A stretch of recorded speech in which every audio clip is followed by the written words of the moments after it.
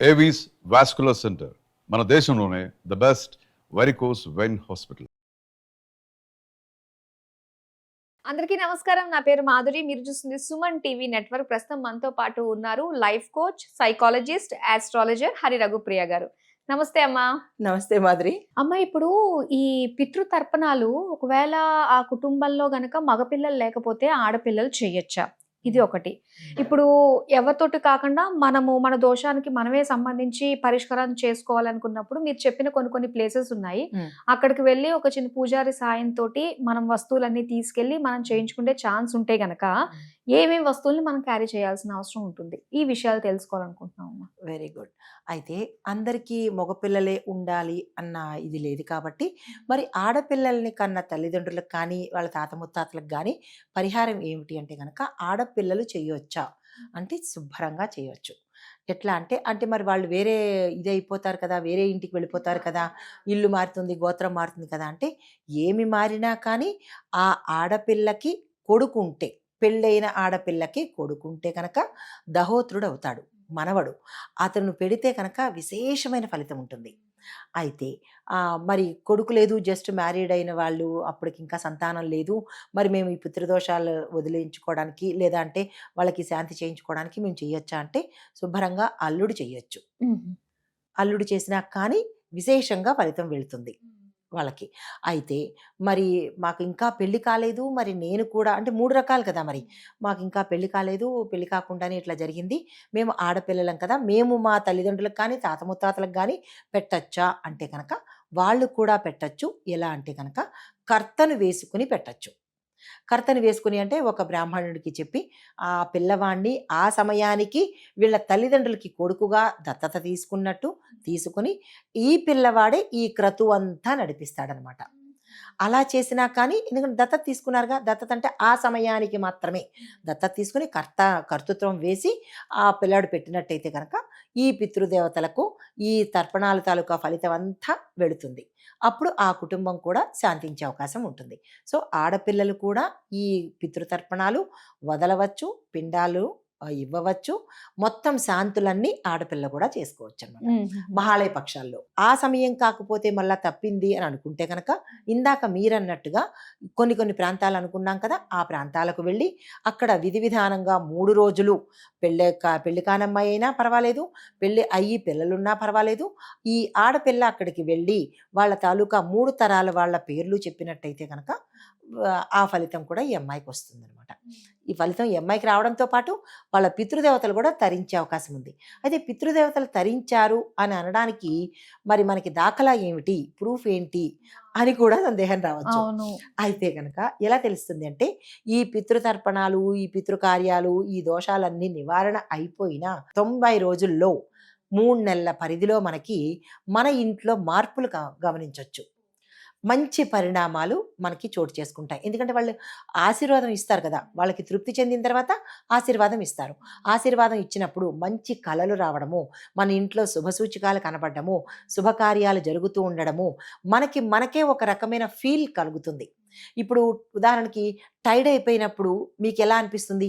మీ శరీరమే మీకు ఒక డల్గాను, బరువుగాను, ఇన్యాక్టివ్గా ఉండడము, ఏంటో అనీజీగా ఉండడము, ఇలాంటివన్నీ ఎలా అనిపిస్తాయి?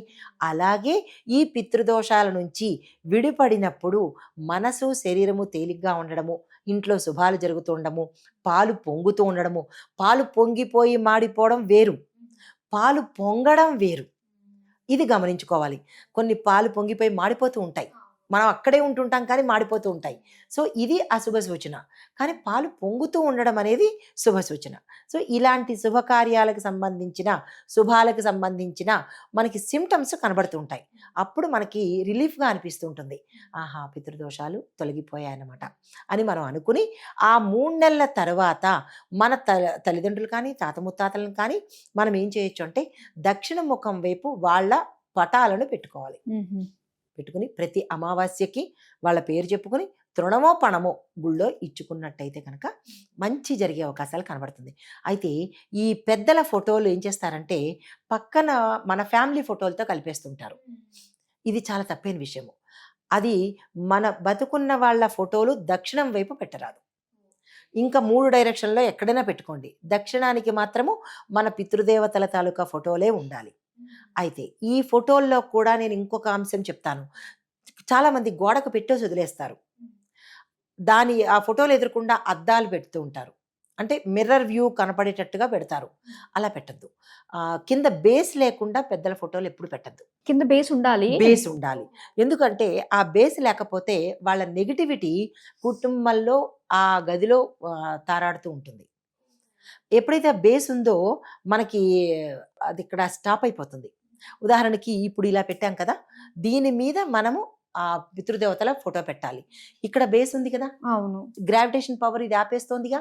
అంటే ఆ నెగిటివిటీని భూమికి చేరకుండా మనకి వ్యాపించకుండా అది అడ్డుకట్ట కడుతుంది అనమాట. కానీ నెగిటివిటీ ఉన్నప్పుడు అసలు ఫోటోలు పెట్టడం కూడా అనవసరం. ఫోటోలు పెట్టాలి. ఫోటోలు పెట్టుకోకపోతే వాళ్ళ గుర్తులు మనకి ఏముంటాయి గనక దక్షిణం వైపు పెట్టాలి. ప్రతి అమావాస్య పౌర్ణమికి ధూపదీపాలు చూపించాలి.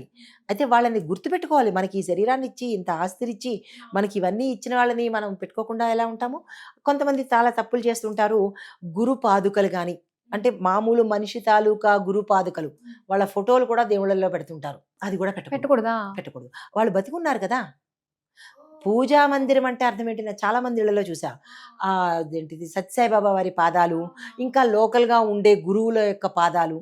ఆయన మనిషే కదా, ఆ మనిషి పాదాలు ఆయన బతికున్నాడు.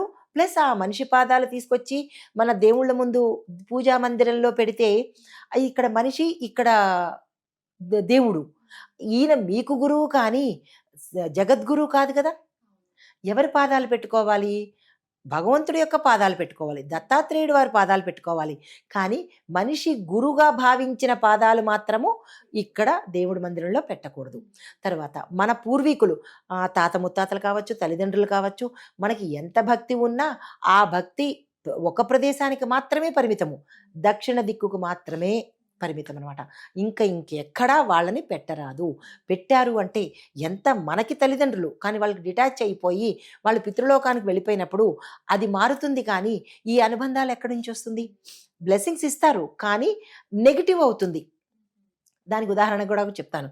ఇప్పుడు మీరు మూడ్ సరిగా లేదు, మీరు మంచి చక్కని తల్లి, చక్కని భార్య, మీ పాప వచ్చి మీరు మూడ్ బాగాలేనప్పుడు మిమ్మల్ని అమ్మ నాకు ఇది కావాలి అంటే మీరు ఏం చేస్తారు? వదిలేసే కోపగిస్తారుగా. ఎందుకు కోపగించాలి? ప్రేమగా లాలనగా ఎందుకు ఉండరు? అంటే ఎంత మన బిడ్డైనా, ఎంత మన సొంత వాళ్ళైనా మన మూడ్ సరిగా లేనప్పుడు ఎలాగైతే విసుక్కుని రియాక్షన్ నెగిటివ్గా ఉంటుందో వాళ్ళను కూడా పెట్టకూడని ప్రదేశంలో పెడితే వాళ్ళ రియాక్షన్ కూడా అట్లానే ఉంటుంది. అంటే ఆ దక్షిణ గోడకి ఎందుకు అంత ఇంపార్టెన్స్ అంటారు? అది పితృస్థానం కదా, పితృస్థానం, యమస్థానం కదా. యమస్థానాల్లోనే వాళ్ళని పెట్టాలన్నమాట.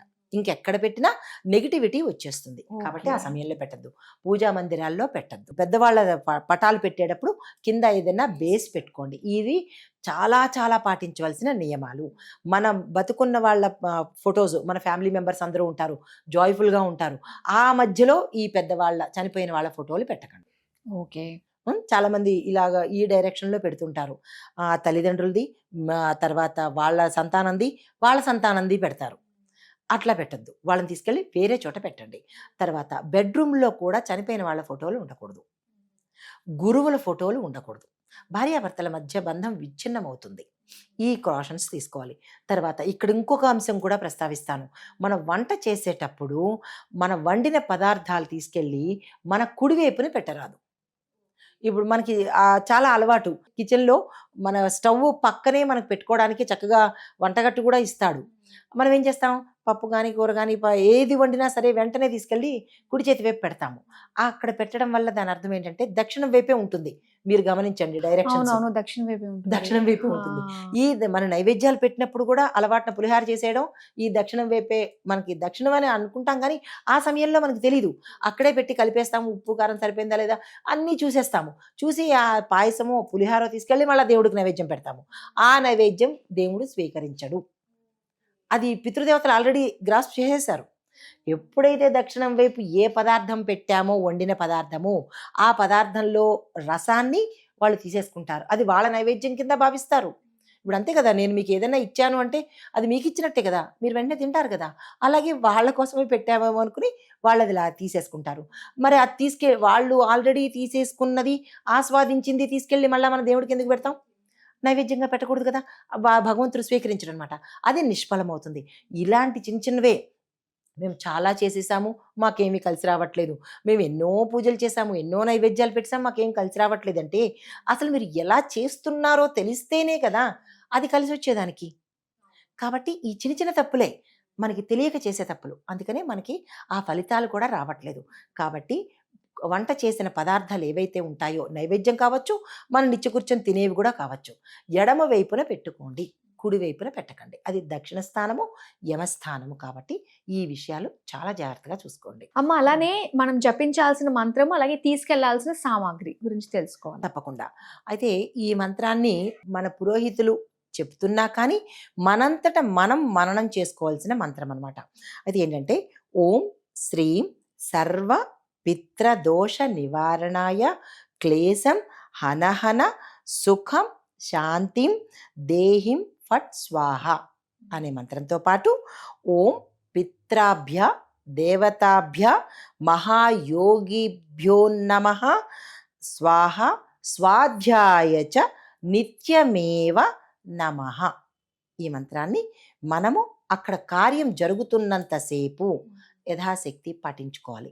అయితే అక్కడికి తీసుకువెళ్ళవలసిన సామాగ్రి ఏంటంటే కనుక ధూపము, తమలపాకులు, అవిసె గింజలు, తర్వాత నెయ్యి, ఆవు నెయ్యి, తర్వాత ఏదైనా తీపి పదార్థము, కొద్దిగా గంగాజలము, తర్వాత అగ్నిగుండము, మామిడాకులు. అగ్నిగుండం అంటే చిన్న అగ్నికి సంబంధించింది, అగ్గి పెట్టేలాంటిది, అది పట్టుకెళ్తాం. అగ్నిగుండం అంటే మోసుకెళ్ళలేం కదా. సో అగ్గిపెట్టి, దాంతోపాటు పసుపు, బియ్యము, కర్పూరము, దీంతోపాటు తేనె, చక్కెర, పసుపు, కుంకుమ, మనం చేసుకున్న పదార్థము, ముద్దపప్పు, అన్నము, పరవాన్నము, చక్కెర పొంగలి కానీ మామూలు అన్న పరవాన్నం కానీ అది, దీంతో పాటుగా బెల్లము, నువ్వులు, ఈ 5 పట్టుకుని వెళ్తాము. ఈ పదార్థాలు మన చేత్తో మనం వాళ్ళకి ఇస్తే వాళ్ళు నైవేద్యం పెట్టి మనకిస్తారు. మన కుటుంబీకులకే తినాలి తప్ప ఇంటి పేరిటి వాళ్ళు కాని వాళ్ళు కూడా తినకూడదు. మీ ఇంటి పేరిటి వాళ్ళే తినాలి, ఇంకెవరింటి పేరిటి వాళ్ళు తినకూడదు. అయితే డైరెక్ట్గా ఎక్కడెక్కడికో వెళ్ళకూడదు. ఆ ప్రదేశం నుంచి నేరుగా ఇంటికే వెళ్ళాలి తప్ప ఇంకెటూ వెళ్ళకూడదు అనమాట. నిజంగా చాలా జాగ్రత్తగా తెలుసుకోవాల్సిన విషయాలే ఒక వీడియోతో మొత్తం అందరికీ కూడా ఒక క్లారిటీ తీసుకొచ్చేసారు. అవునన్నా. చాలా చక్కగా తెలియజేసినందుకు ధన్యవాదాలు. నమస్తే అన్న.